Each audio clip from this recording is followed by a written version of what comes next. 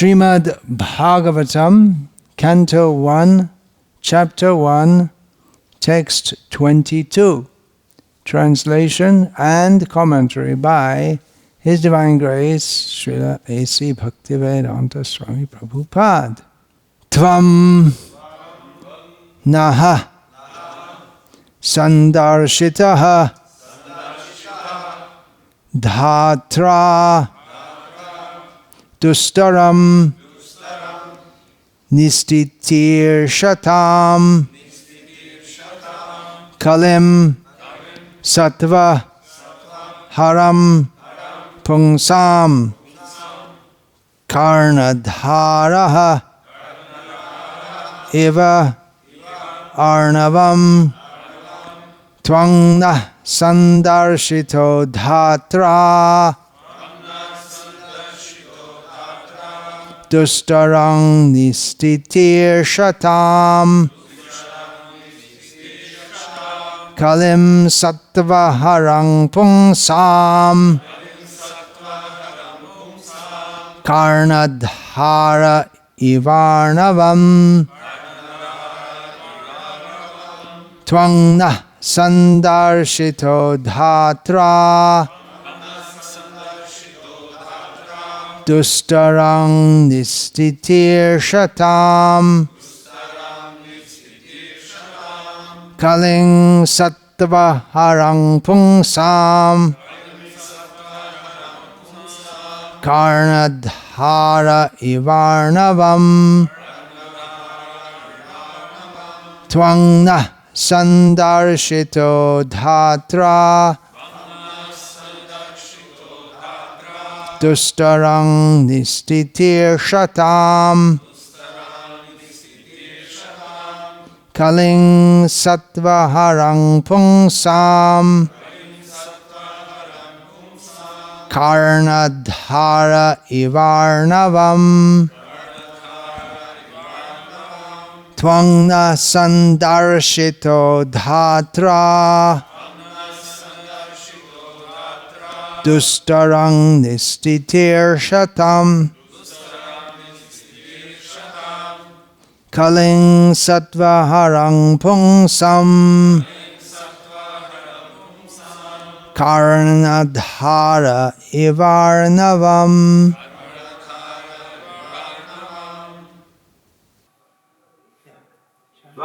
Sandarshito Datra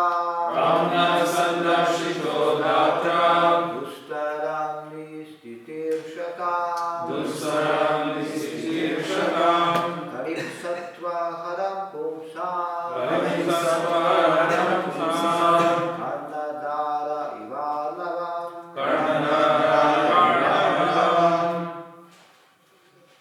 Sandarshito Datra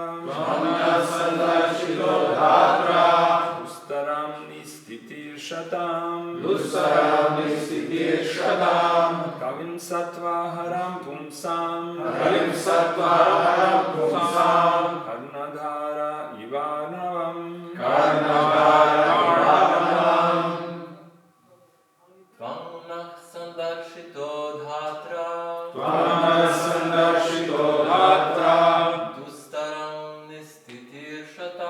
Dustaram Nistitir Shatam Kalim Sattva Haram Pungsam Karnadhara Ivarnavam. Ladies, please.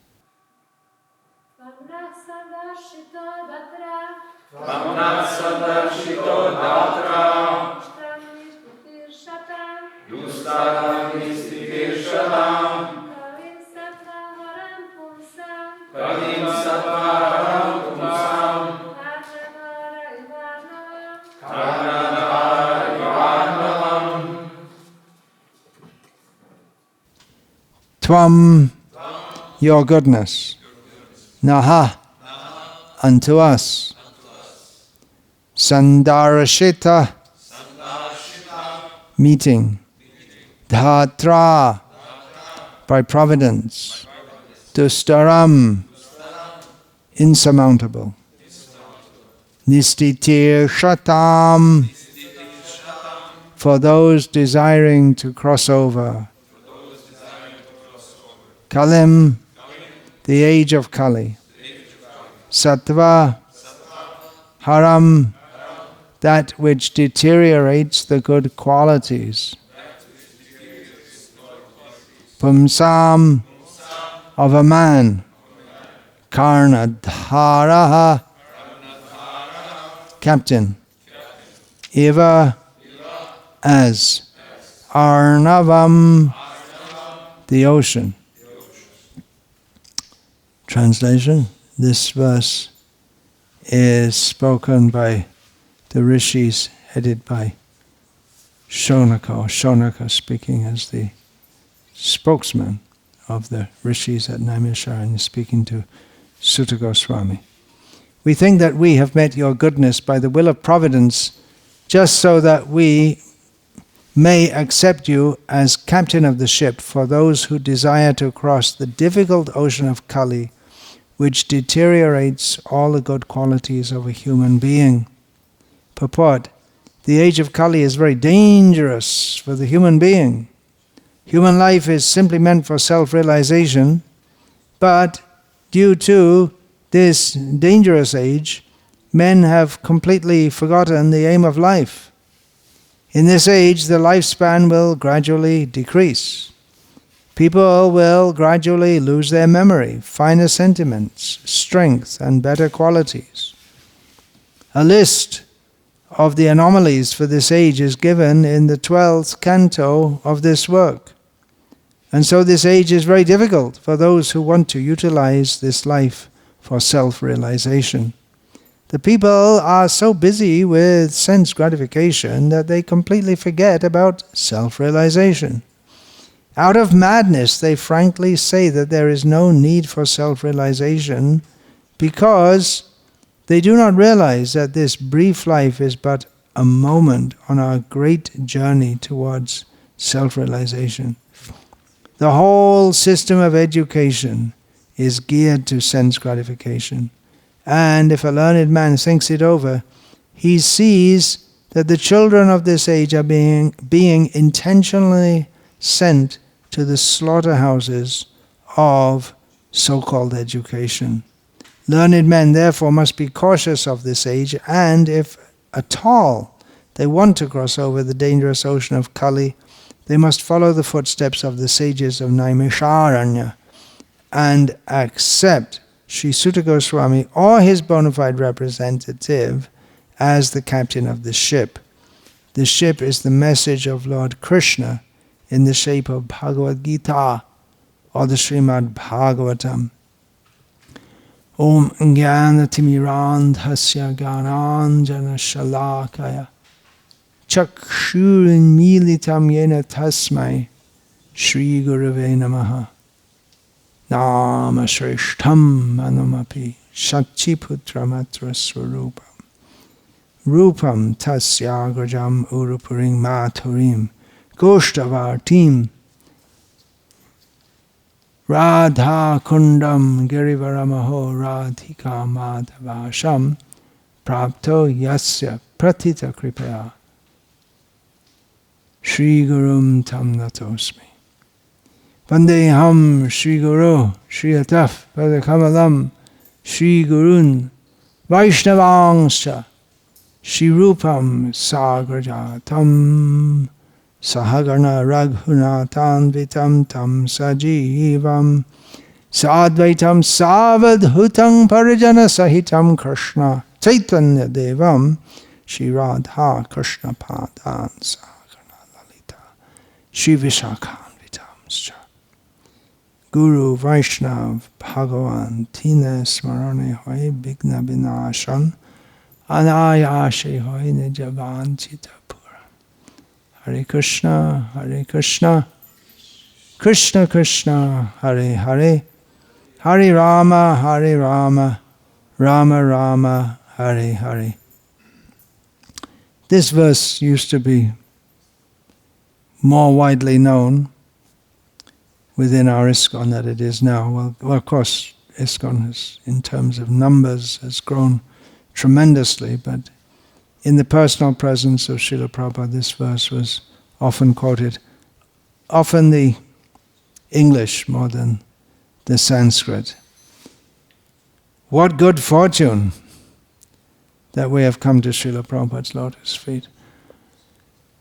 Yeah, it was often quoted in Vyasa Puja ceremonies and throughout the year. Devotees quoting this verse in relationship to Srila Prabhupada and thinking about their great good fortune that can be maybe better perceived or appreciated in these countries where they're far away from Vedic culture, geographically far away and socially far away from Vedic culture, because throughout history, or throughout at least for the last 1,000 years or so, since the advent of Sri Ramanujacharya, it hasn't been such a unusual thing to be a devotee of Krishna. It's quite common, actually very common. We see Krishna everywhere in India, and that's been in the culture. Not here. There's no knowledge of Krishna. How could we be so fortunate? Devotees in those early... Oh, I thought someone was having sneezing fits or coughing. So that's misplaced sensory interpretation. So in these Western countries, devotees had a very strong sense that we are very fortunate. The chosen ones, that term comes from biblical usage. The 12 disciples of Jesus, the chosen ones, He chose them. Here, come and join me. They're just fishermen, having come to the shore, having landed their catch. And Jesus says, well, just come and join me right now. What? He took them. Some of them came like that. So the chosen ones. There was a sense that we are very fortunate to be on the cusp of a revolution of consciousness brought in by Srila Prabhupada, and seeing Srila Prabhupada, how high above us he is. It's almost, it's paradoxical that Srila Prabhupada is so much above us in every way. I mean, everyone in society at that time was, considering most of Srila Prabhupada's disciples in the Western world, culturally everyone was above them, because they, at least from the Vedic perspective, they thought they were starting a new revolution of consciousness, but it was ultimately it was moored in sense gratification, or they were unable to separate the search for truth, which was there in the hippie culture. They were unable to separate that from sense gratification. So it all devolved into, as sense gratification must, into madness and despair. George Harrison related that he went to the streets of Haight-Ashbury in the after the euphoria had died down, that the love, everything is wonderful, and it died down and just become, the whole area had become seedy, and just lots of people just stoned out on drugs and commercialized, and there was no higher, no trace of any higher search. It was just very low and degraded.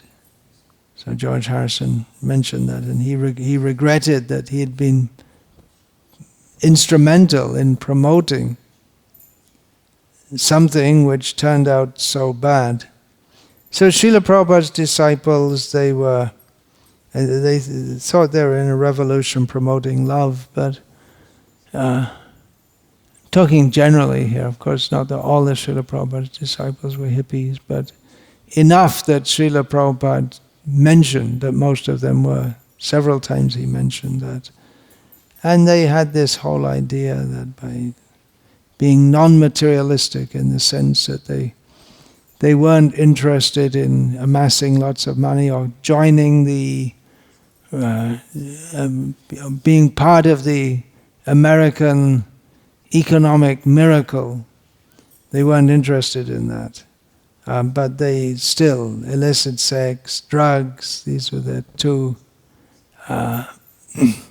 grossly sinful activities which they engaged in, apart from being unclean, having long hair. It's proper for women, not for men, at least in the Gauriya Vaishnava culture. So they're very, very low by any standards. Srila Prabhupada would refer to hippies and he would refer to gentlemen. In Srila Prabhupada's parlance, gentlemen, at least in the conventional understanding, means someone who acts respectfully in society, is well-spoken, well-educated, dresses nicely, has sufficient income. More or less the same definition that the materialists would give. Respectable people in society. So most of Srila Prabhupada's followers were way, way below that standard even.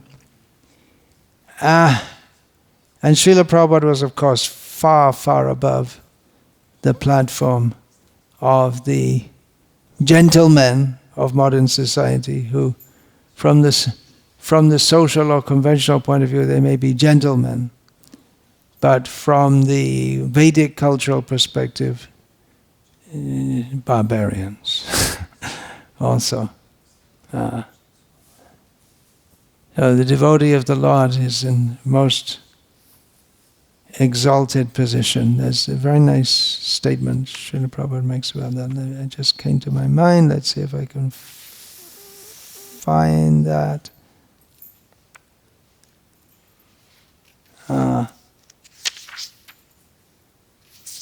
Let me see.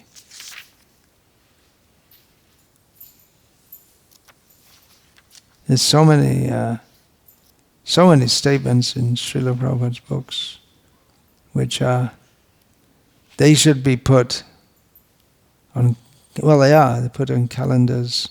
I think I'm finding it.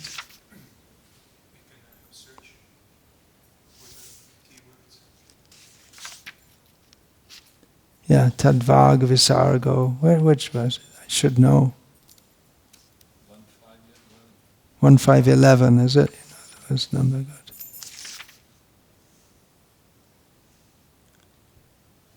Srila Prabhupada talking about the beginning of the purport to this verse, which is practically a manifesto of Srila Prabhupada's mission.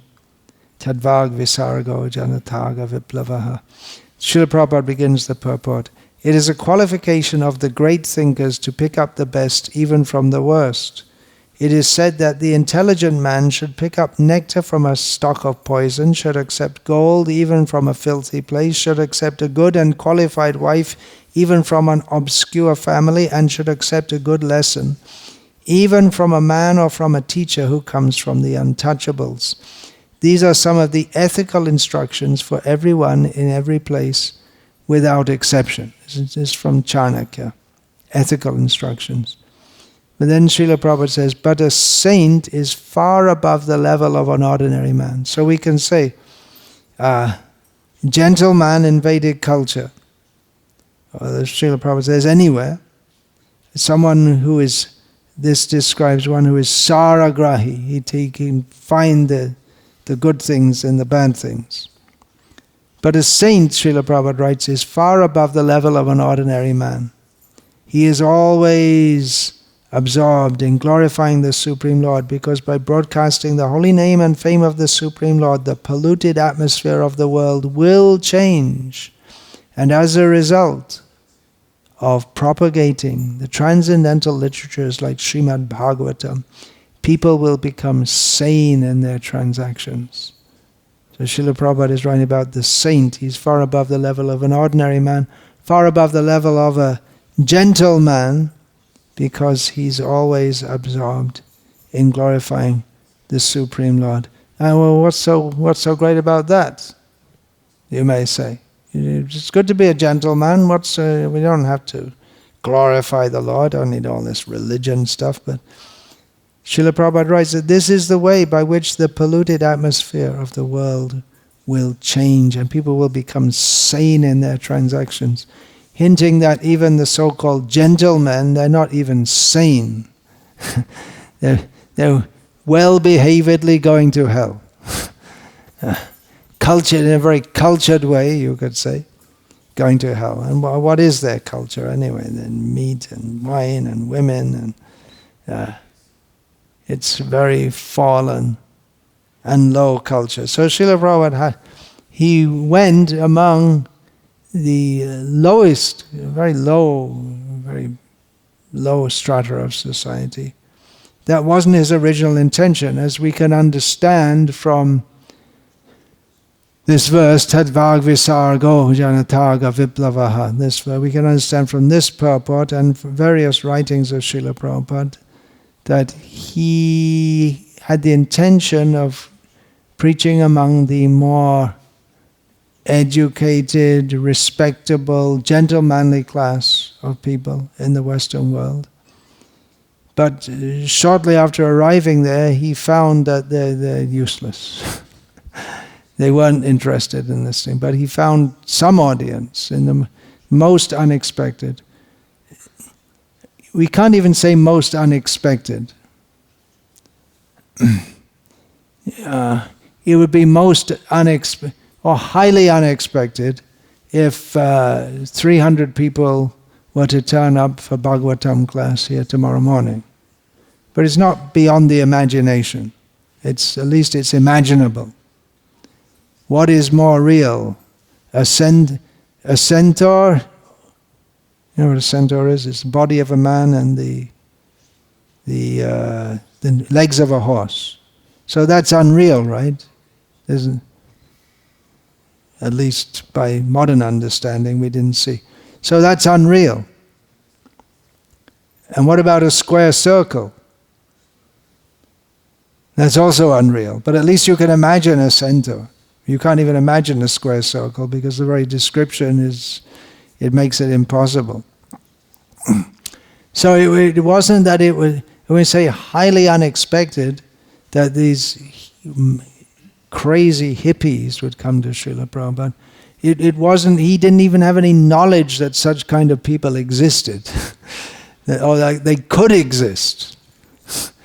It was beyond his imagination, we can say. Of course, you may say that, well, the pure devotees, they know everything. Yeah, to some extent. That Krishna says in Bhagavad Gita also, Yo mameva sammudho janati purushottamam sa sarva vid bhajati mam sarva bhavena bharata. Krishna says, one who knows me knows everything. One who knows me as the Supreme Personality of Godhead without doubting knows everything. Therefore, he engages in my devotional service in all respects. This has to be understood, qualified, has to be understood in context. It doesn't mean that the pure devotee sits in the heart of every living being and understands everything in their hearts. He can do. The Shukadev Goswami is described as what is that? Sasarava Muniyam Anatosmi. I the vital word I lost, but he can enter the hearts of all living beings. But omniscience is a quality of the Supreme Lord, not of his devotees. So they know everything means they know past, present and future in a general way from the Shastra. Vyasadeva, Trikalagya, he gave a description, Srila Prabhupada mentions in the purport of the verse we read this morning. He gives a description of the symptoms of Kali Yuga. And Srila Prabhupada, he mentioned one of those quite often. One of the symptoms of Kali Yuga is Lavanya Kesha Dharanam. People will think that beauty means having long hair. And Srila Prabhupada said, I factually saw that when I came to America. Long hair, long beards for men and for women also. Of course, in Vedic culture, women keep long hair unless they are widowed or if they're a tapasvini. But they keep it tied and it's not all over the place, wild, tied up. And in, at least in North Indian culture, covered for the married women. So Srila Prabhupada saw, I saw it's actually true what the Bhagavatam says. Anyway, he was among these really crazy people by any standards. And even among the hippies it was considered, to be considered crazy was considered prestigious. Because you get too crazy, you get put in the madhouse. But the streets of New York, Lower East Side, where Srila Prabhupada ended up, and San Francisco, it was a madhouse, an open air madhouse. In San Francisco, sometimes the police they'd pick up these hippies who are just wild, crazy on drugs and take them to the temple and put them in the temple. Here, you look after them. There was some hope that the devotees could look after such people. So Srila Prabhupada, he didn't expect to go among such people. And actually the number of people who took seriously to Krishna consciousness among the hippies, it was not that many. They had to sacrifice their freedom, their so-called freedom, their life of discipline they'd have to undertake. They have to stop taking drugs and cut their hair, not just cut their hair, but shave their heads. That was too big an attachment. Hair, long hair and beards, all gone. Oh, those days they mostly used the hand razor. So not that many came and fully gave themselves and surrendered. So those who did thought themselves very fortunate to have come to this, and the personality of Srila Prabhupada was such that definitely his personality dominated this movement without his cutting a profile. He was very natural. He was naturally Krishna conscious. He was training the devotees to be Krishna conscious. But for him it was just so natural to be fully absorbed in Krishna all the time. One of his talks he gave in France, Mandana Bhava Mad Bhaktaha. I believe he was speaking on the 9th chapter, last verse. So he gave this verse, always think of me, Krishna says.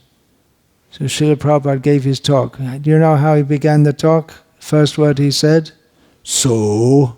He began many of his talks like that, you can hear.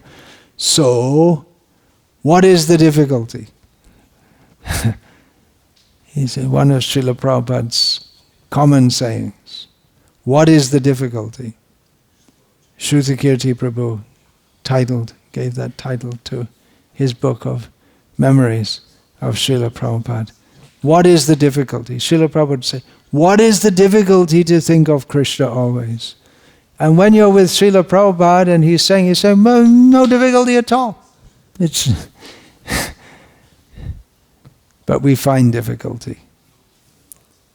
Srila Prabhupada often say, what is the difficulty?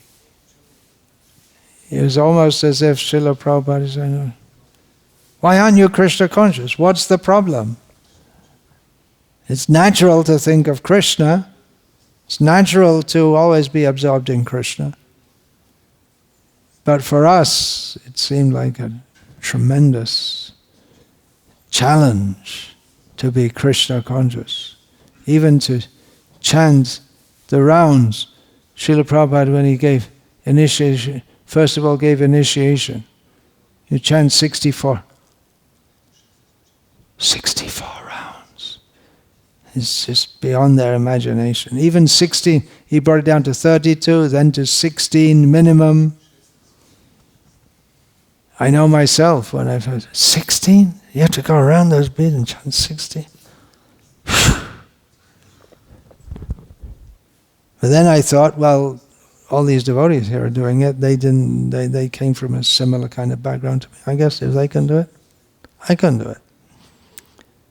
And we see in some societies promoting Krishna consciousness in the world today, they don't ask for 16 rounds. They ask for 4 rounds, or whatever you can do, just keep on chanting. Srila Prabhupada instituted minimum 16 rounds of chanting. And for us it may seem a challenge to do that. Actually, often on initiation day it's a challenge to do it because devotees, they're busy in the day and there's so many things, then they've got to go and collect dakshina and they find it difficult. On that very day it may be difficult to squeeze it in. Of course, chanting rounds is not meant to be squeezed in. But for Srila Prabhupada it was very natural to be Krishna conscious. Actually it is for everyone natural, but our consciousness is now changed, perverted, so that we are attached to matter. There's, in this first canto, there are so many important verses. We can find, you can look that up. Where is that? Yaya samohito jiva atmana. You can look that up. What number is it? Description of Maya. Vyasadeva was meditating on Maya. We all meditate on Maya, don't we? But Vyasadeva was meditating on Maya. Well, actually he was meditating on Krishna, and then he saw Maya in that, as behind, as 175. He saw the potency of the Supreme Lord, very powerful potency. Yaya samohito jiva atmanam trigurnatmakam paropi manate naratam tatkritam chabipadyate. Due to this external energy, the living entity, although transcendental to the 3 modes of material nature, thinks of himself as a material product and thus undergoes the reactions of material miseries. So this is what Vyasadeva sees in his meditation. But then he sees that in his meditation, he sees that by hearing the messages of Krishna, people can be delivered from this. And this was Srila Prabhupada's program for delivering the Western world. We can see in his poem, Markirne Bhagavat Dharma, the program that he gave for bringing people out of Maya. It's not his program per se, but how he envisioned people coming to Krishna consciousness. The very name of the poem, Markirne Bhagavat Dharma, Krishna consciousness in America. It sounds something ridiculous. How that, and people said it was. People told me it's ridiculous. You're wasting. Come on, you're old. You stay in Vrindavan and die. If you die there, you'll get born again. They were warning him, don't go to America. But he had the idea, Krishna consciousness in America. And how will that be imparted? You may think, well, by the holy names, but Prabhupada put emphasis on giving the message of Bhagavatam. Let people hear. Then they'll be freed from these modes of nature. Tata rajastamo bhava. They'll be freed from this. And then they can be Krishna conscious. So devotees, even though in the early days of the movement, devotees, compared to today, we could say that at least the opportunities for understanding so many things weren't there, because it takes time to absorb all these things. And in that time, the only books available were the 3 volumes of the first canto of Bhagavatam. That was it.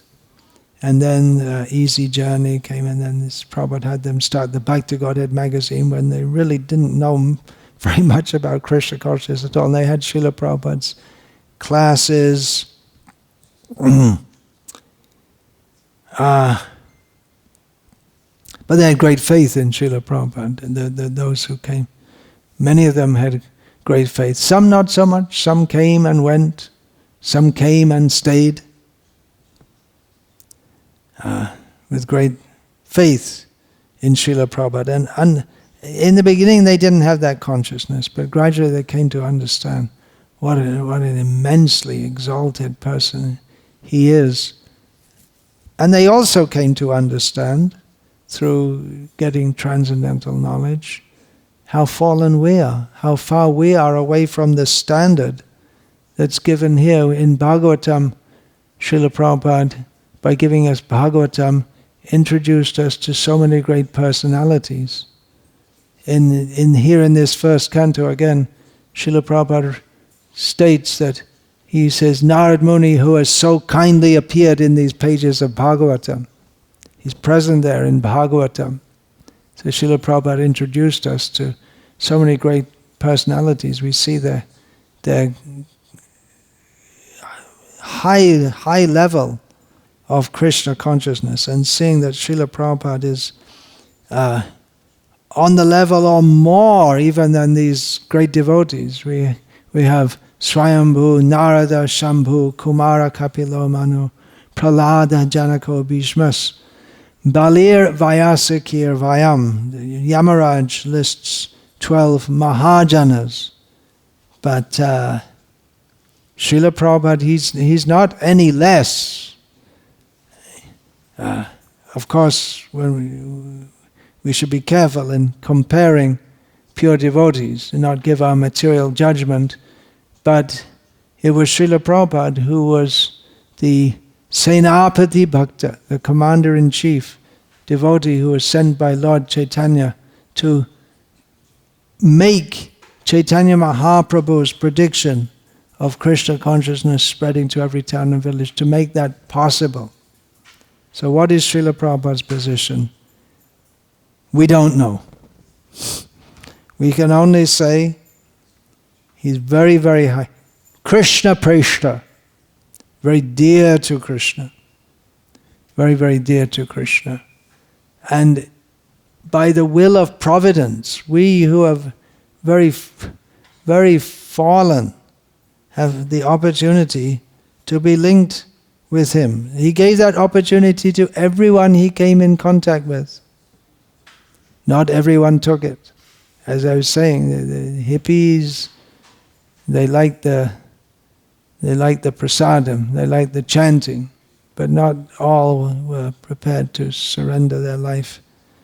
But Srila Prabhupada insisted, if you're going to be Krishna conscious, you have to follow. There are rules and regulations, which he gradually introduced. And those who took it, they could feel the effect. They could understand. Now we are different. As Ravindra Swarup Prabhu pointed out, to come to Srila Prabhupada, for most of his disciples, they had to drop out twice. There's this saying, drop out of society. It means you're in college, university, leave it. And just don't have a job, or just you can work some temporary job sometimes. Just don't be in that society. Drop out, become a hippie. But then they had to drop out twice, because they had to drop out of the counterculture, out of the hippie society, to join Srila Prabhupada. So it was a major cultural, social shift for them. But those who did, they could appreciate their great fortune.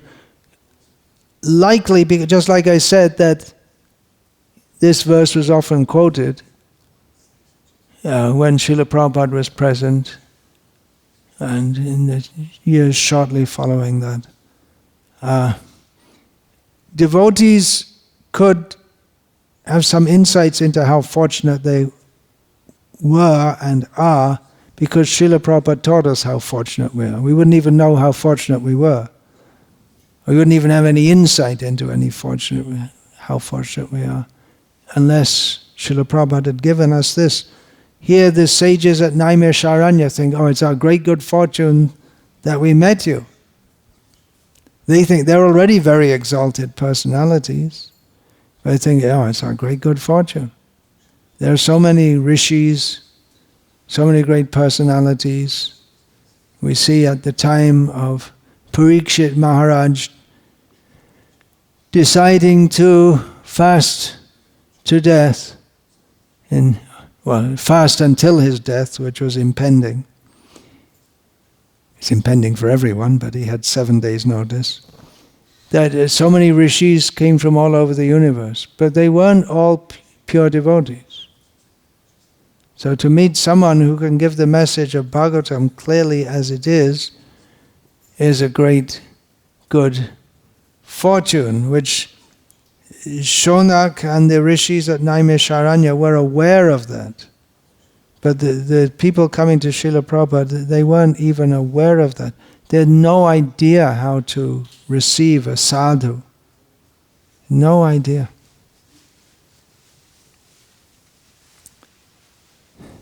This Ravi Shankar, this sitarist, he mentioned to Srila Prabhupada, he met him in America in the early days of the movement, and he was saying how here in America you're going to teach students, because he would teach them sitar playing.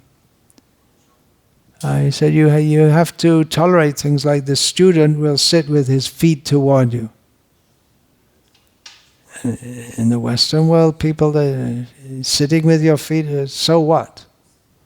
They can't understand.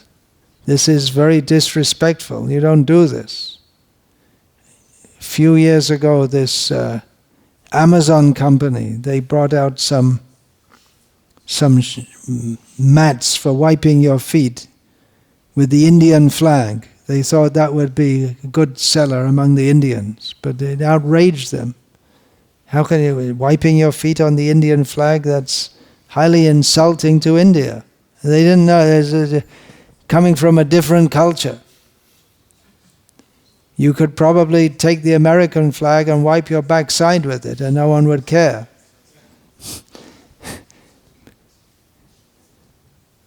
So they're culturally so far away, and in terms of knowledge, so far away. Kaling sattva harang pum sam. Kali Yuga takes away all the good qualities of a human being. That wasn't true in America. Was it? Or it was true? Was it true or not true? It was true. I don't think so. They didn't have any good qualities. There's nothing to take away. In terms of Vedic culture, they were practically not even human beings. Human civilization begins with Varnashram, the vestiges of which are still going on in India in a very poor way, but still something going on. But in the Western world, it's not even human civilization, subhuman. We have Srila Prabhupada fulfilled that prophecy or that statement of Bhagavatam. Kirata Hunandra Palinda Pulkasha. What's the next word? Abhira Shumba Yavanaka Sadaya Yenecha Papa Yadapashraya Shraya Shuddhanti Tasmai Prabhavishnave Namaha. This Prabhavishnu means he's very powerful. Vishnu is very powerful. Offering obeisance. Shukadev Goswami is offering obeisance. How powerful he is that he not even directly, but even through his devotee, someone who is completely surrendered to him, even through his devotee, the most fallen people, Kirat, Hun, Andhra, all the different low-class people, they can also be devotees, come to the highest position. And that was seen in the movement of Lord Chaitanya, that in Bengal, going out a little bit into what's now Jharkhand, that many people, junglis, that was what word is used, jungli. You're not allowed to use words like that in India anymore. You used to use as a child maybe. If someone's very, very gross, or if they're very scheduled tribes, they call it jungli. People used to live in the jungles, or what they used to call savages. I saw, it must have been sometime in the 1980s, I was in Navadvip, on the Navadvip Dham Parikrama. I saw some men, short, very dark skin, with just a small kopin, that's all they were wearing, with bows and arrows. They were hunting. They were jungly types. So it was quite common up until recently. So they're in human body, but not human culture. Almost like animals. They hunt and they eat, and like this and that. Of course, even among the tribals, there was actually more culture in many ways than there was in the Western world.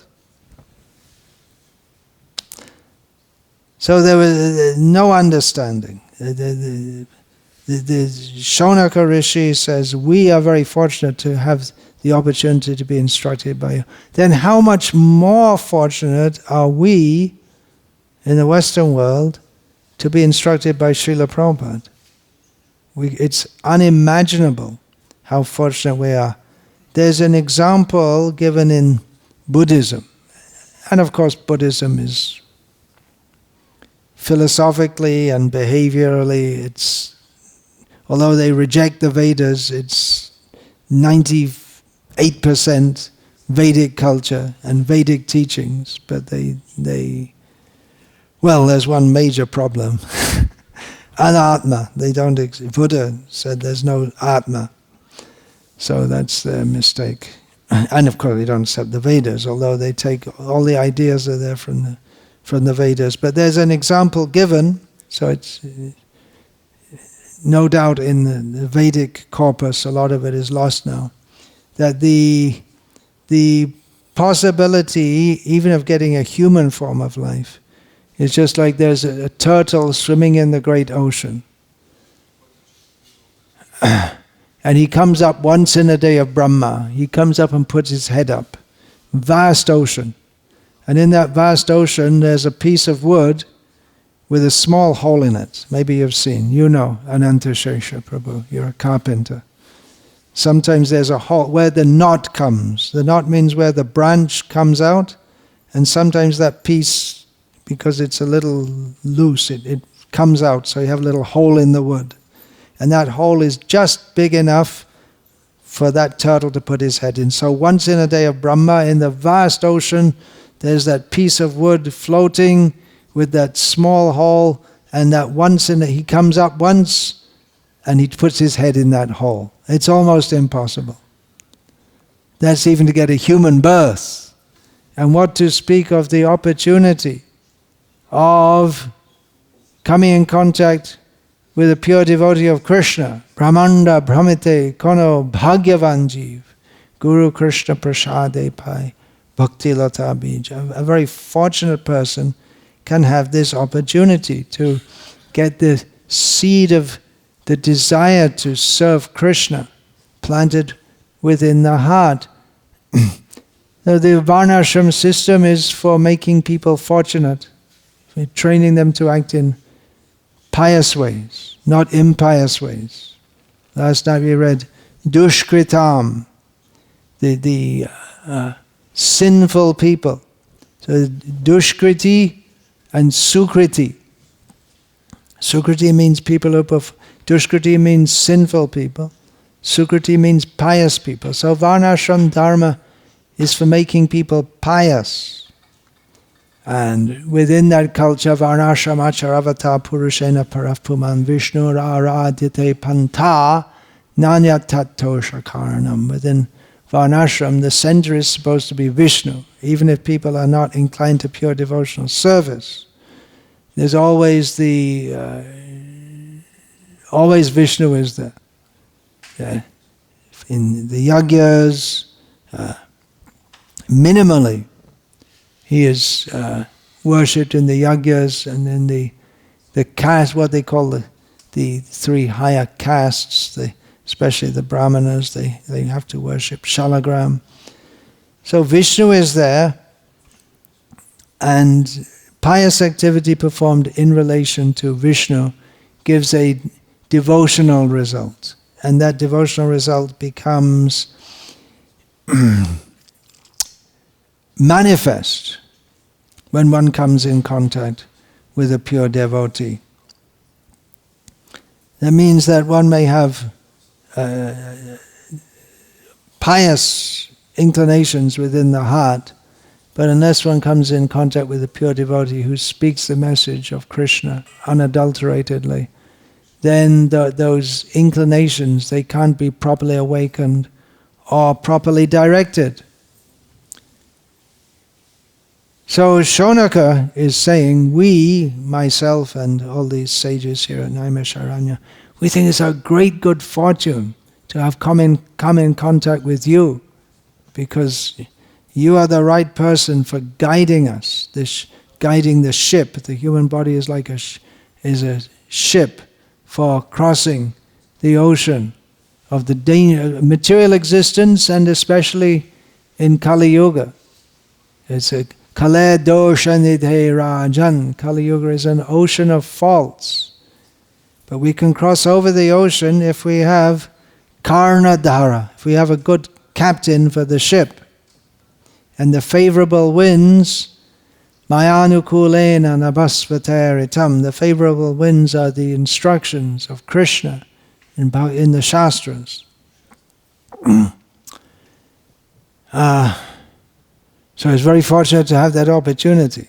But that is more likely, and it's not unusual, in the land of Bharata, known as Punya Bhumi, Dharma Bhumi. But outside of India, impossible. That is actually the consideration. That's why before Srila Prabhupada went to the West, they said, impossible. Yeah. Even the people in India are not taking much interest these days. What to speak of in the West? Actually, it was a fact. It was impossible by any material consideration. But Srila Prabhupada had faith that yes, Kirata, Hunandra, Pulinda, Pulkasha, they can all come. Everyone can come. He had faith in the power of the message of Godhead, the message of Bhagavatam, the message of the holy names, and he came. And he saw in these people he saw them as Krishna sent them to me. These people, these very unusual people. But somehow they like to chant Hare Krishna. Some of them are listening to what I say. How much can they understand? Not much. But he started to instruct them. They like to take Krishna Prasadam. He saw some sign of hope. So he said that his policy was, if there's a little spark of interest, fan it. And gradually that became a blazing fire. So fortunate. Sutta Goswami, great personality, so many great personalities have been there.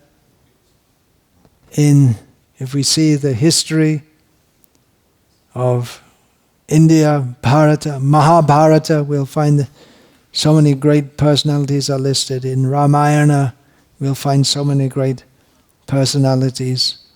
It's almost expected that there will be saintly people. Not that everyone's saintly.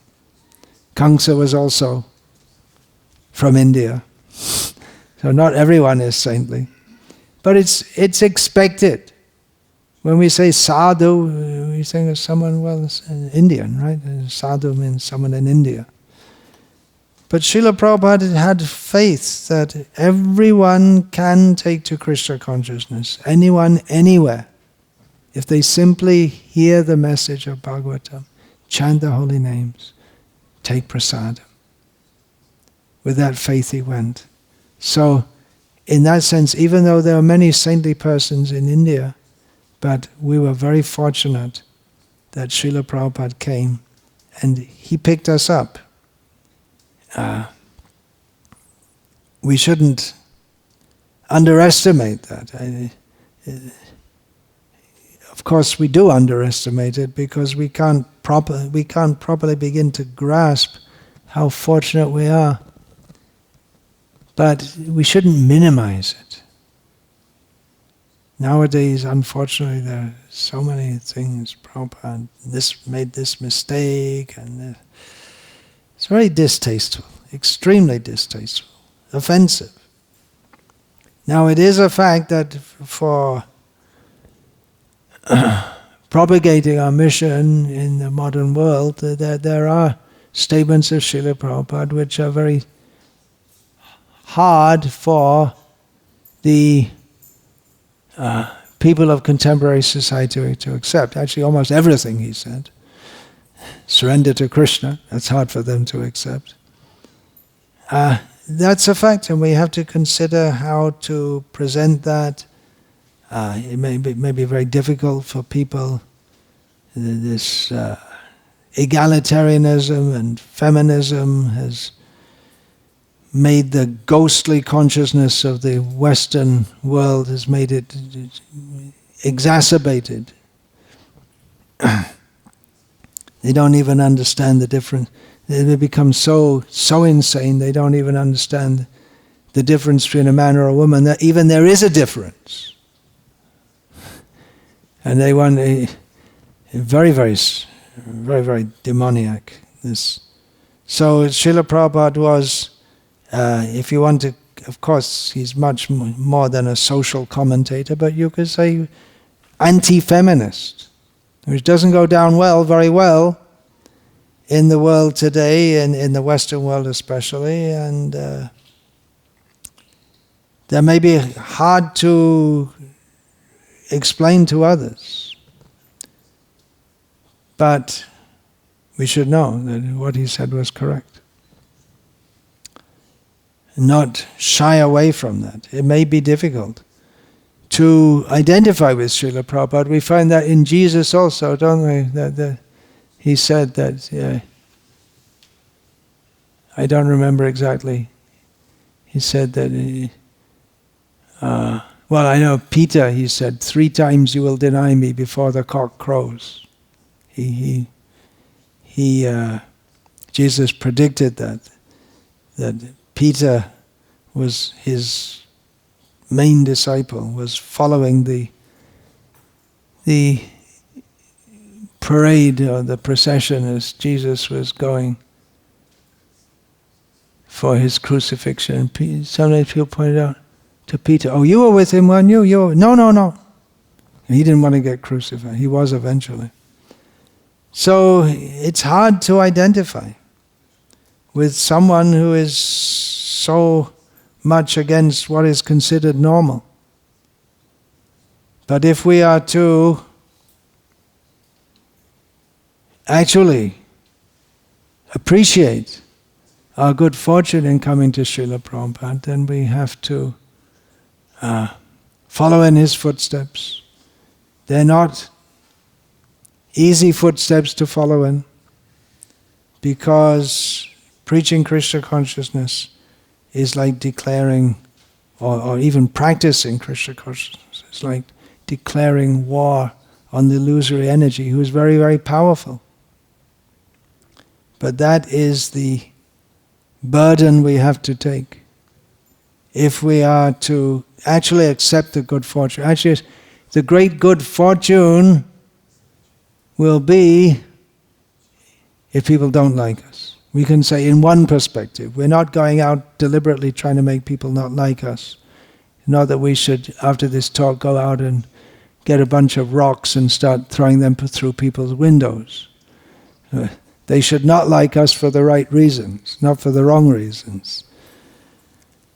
But if materialistic people misunderstand us, that may be a sign that we're doing the right thing. Srila Prabhupada, he mentioned that also, that if we preach Krishna consciousness, we can expect opposition.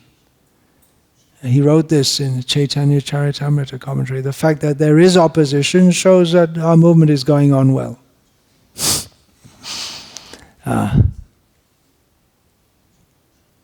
Bhaktivinoda Thakur also sings, Gurudev Kobe Tava Karuno Prakashe. My Gurudev, when will your mercy be manifest upon me? And then he says,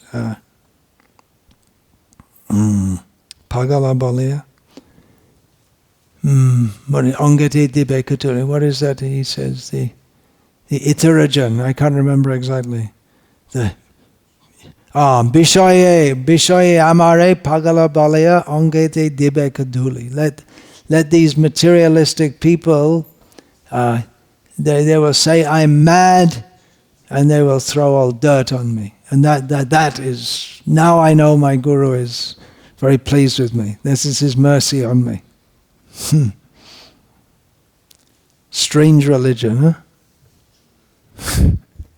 Everything about it seems strange. Srila Prabhupada was unabashedly different.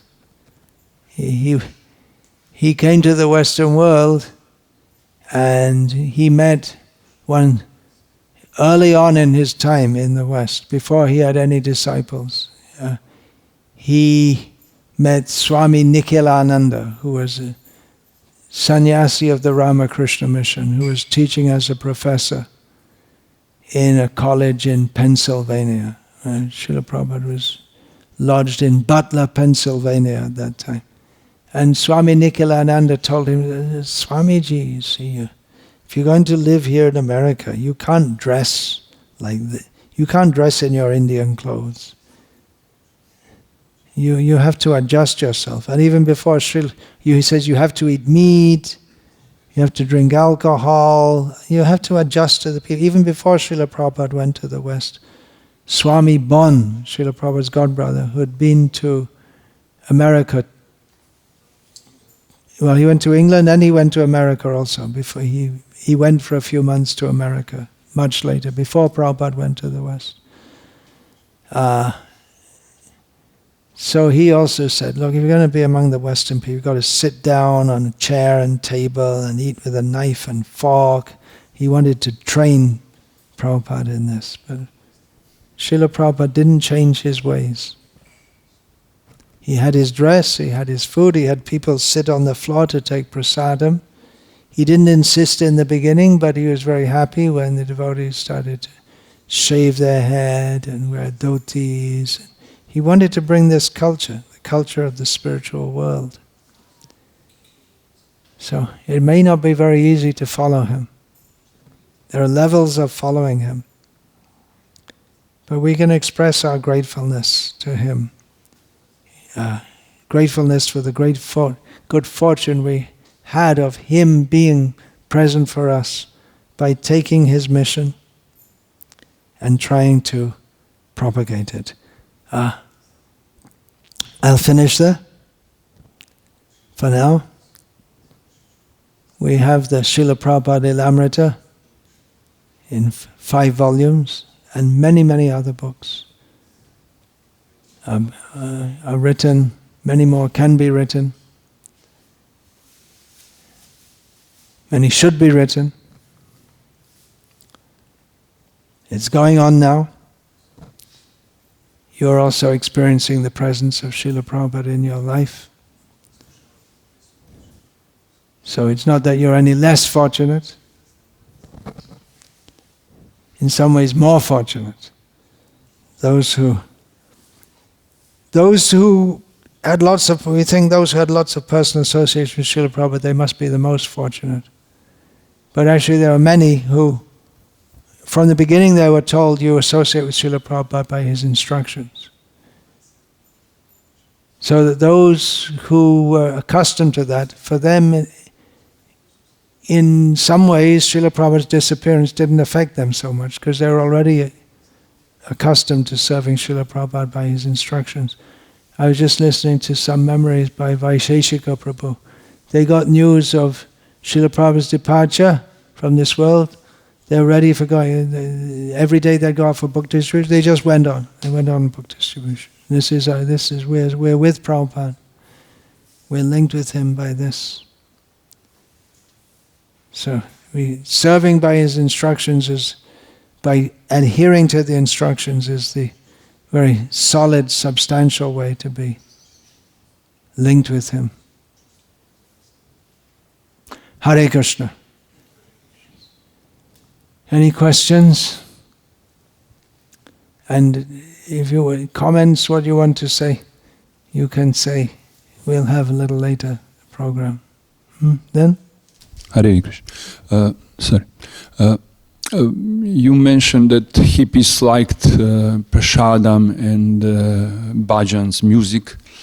Who disliked? They liked. Oh, they liked. Yeah. And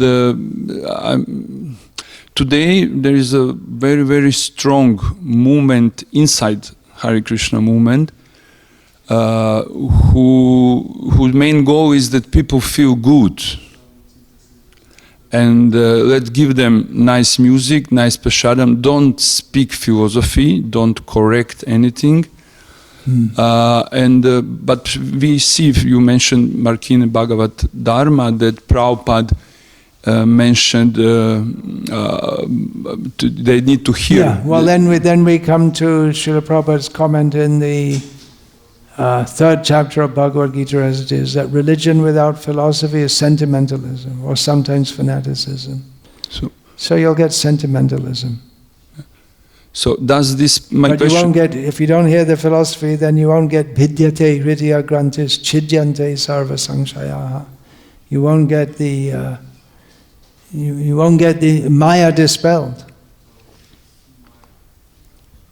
So that was actually my question, because Prabhupada wanted to hear Bhagavad philosophy, to give people philosophy of Bhagavad. Yeah.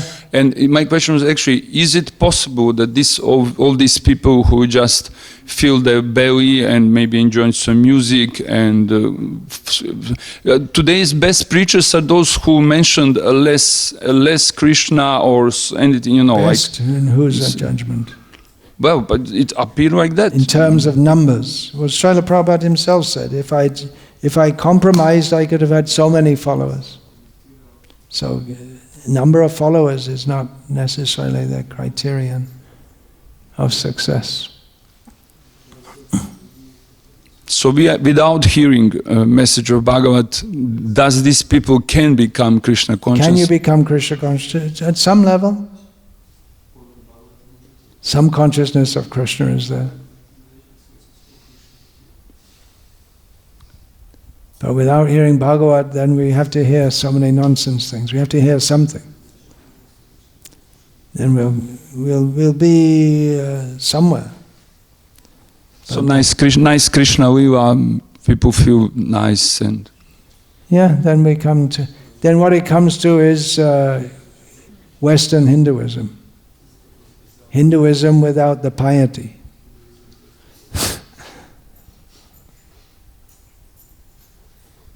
Yeah, give them. We also hear that you have your Prabhupada, we have our Prabhupada. Then your Prabhupada and our Prabhupada. Yeah, then how we can know which have... Srila Prabhupada said, if you want to know me, read my books. Your Prabhupada, my Prabhupada, imaginary Prabhupada. who has correct yeah, that's Prabhupada. another way you can think it's better we don't have Prabhupada's direct personal association, because he's very heavy. The imagined Prabhupada who's always smiling and tolerates everything. Well, he was like that in 1967 in San Francisco to a large extent, but then he wanted to train his disciples, bring them up from having a good time. They were happy in Krishna consciousness, but on their own terms and conditions, but he wanted to bring them up. So he became strong, and gradually introduced so many rules. And he was, strong. He would chastise the disciples who could take it.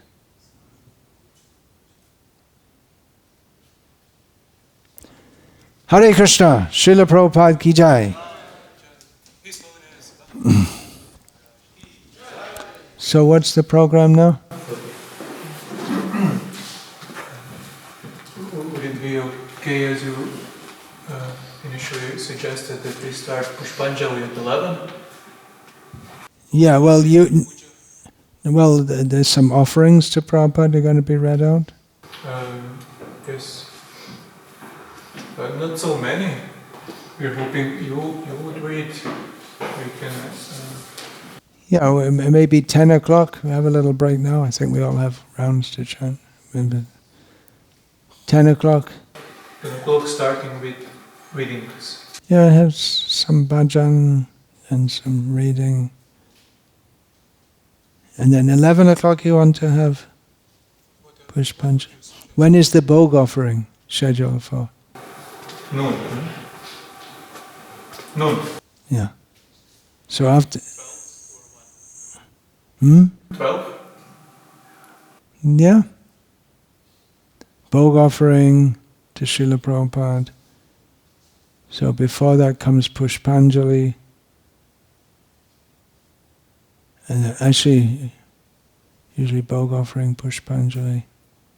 It can be before either. So Pushpanjali, Bhog offering, then Arati. Usually at that time we sing the Guruvashtaka in a different tune.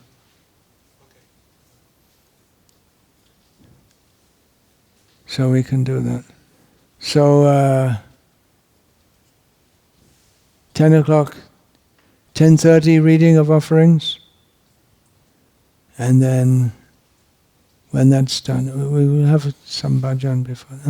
It's better to have Pushpanjali after the Bhog offering, because Prabhupada doesn't eat covered in petals.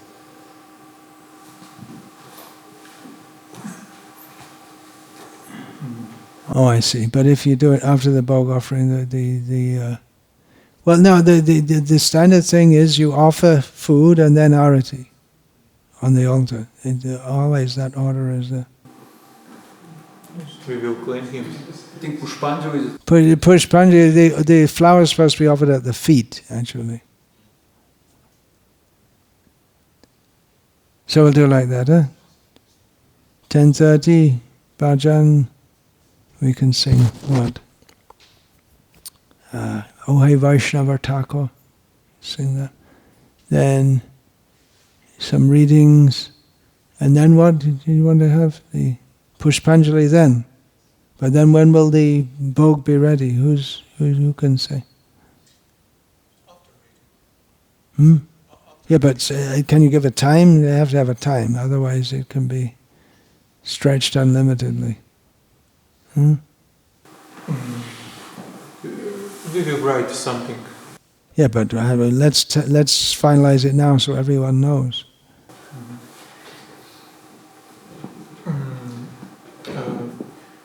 12 noon offering. Yeah, and then 12:15 the arati. Yes. Okay. For Prabhupada. All right. Hare Krishna. Srila Prabhupada ki jai.